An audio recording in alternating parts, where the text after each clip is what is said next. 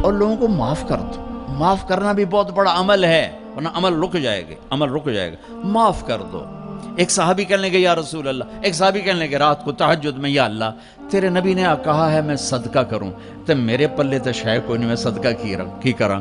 अच्छा चल मेरे मौला, जिसने मेरी बेइज्जती की मैंने सबको माफ़ किया, मेरा यही सदका कबूल कर। फजर की नमाज में आए, आपने नमाज के बाद ऐलान किया, भाई रात को सदका किसने किया है? सारे चुप बैठे रहे, किसी ने नहीं किया।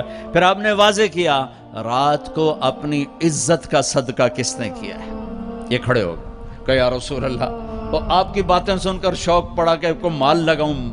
माल था नहीं, मैं कहा चल मेरे मौला मैं अपनी इज्जत दई सदका करना। तो मेरे नबी ने फरमाया तेरा अल्लाह ने कबूल सदकों में लिख दिया है ये अमल।